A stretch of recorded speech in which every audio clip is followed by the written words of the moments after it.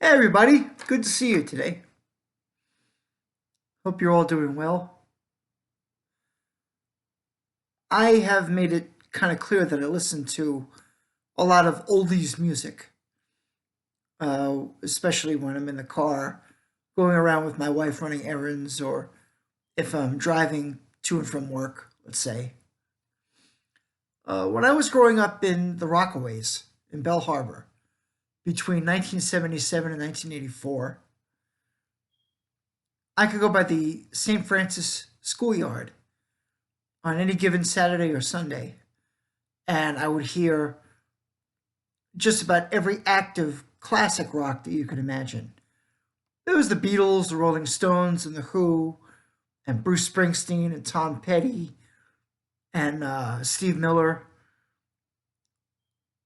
They would be those tunes would be blasting out of somebody's boombox, while the teenagers, especially, were playing basketball or baseball in the schoolyard. In the fall of 1979, my mother enrolled me, as well as my brother, who was only 2 years old at the time, in the daycare center where she began working. That way she could watch over my brother, and I would have something to do after school. And most of my playmates at the daycare center lived in the Arvern section of the Rockaways, a couple of towns down from Bell Harbor. They were predominantly African American and Hispanic American, and they listened to different kinds of music. They listened to soul, disco, hip hop, Latin, and you would hear any one of those, or sometimes a combination of those kinds of music, whenever one of the kids there had a birthday party. They would play, the favorite records of whoever the kid was. And so I got a handle on listening to the Sugar Hill Gang and Run DMC, Curtis Blow, and so on and so forth.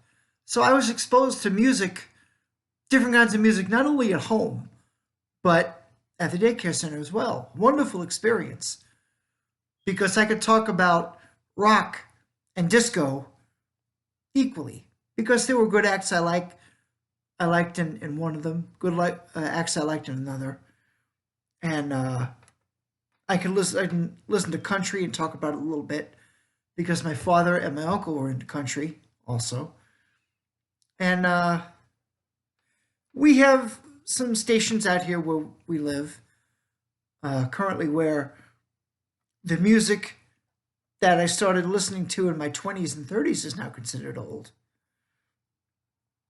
And I heard a song I hadn't heard in a long time that I loved on the radio. It was Black Cat by Janet Jackson. It was interesting to hear Tommy Lee, the drummer for Motley Crue, talk about that song. He said listening to Black Cat was like listening to Janet Jackson going metal because it is a hard guitar oriented song. And I agreed with him. I never thought of it that way until he brought it up on a documentary about Janet Jackson. And there's just one thing I don't like about the song. I love the song, don't get me wrong. But she says guitar in one part of the song.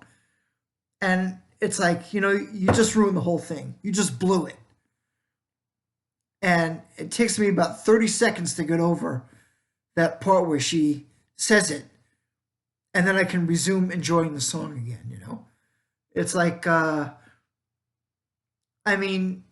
supposed to keep your glass of milk cold or as cold as possible while you're drinking it because milk is best cold, right? It tastes the best, it's preserved best when it's cold. But yet, if you drop some ice cubes in a glass of milk, it just ruins it. Well, that's like ice cubes in my glass of milk. It just destroys the whole thing. Guitar!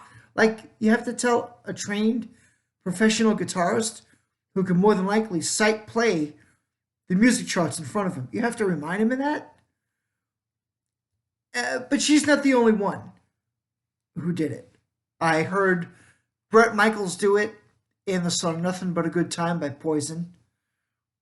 after the guitar solo of the song, ironically, he's telling CC DeVille, guitar!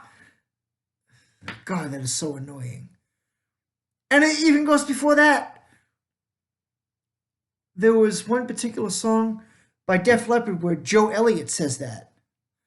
And I can't think of the name of it. It's off the Hysteria album. You probably know which one I'm talking about. And he does the same thing. Guitar! Drums! Okay. And it goes even before that. That much more. The Kiss song, I Stole Your Love. First song off the Love Gun album.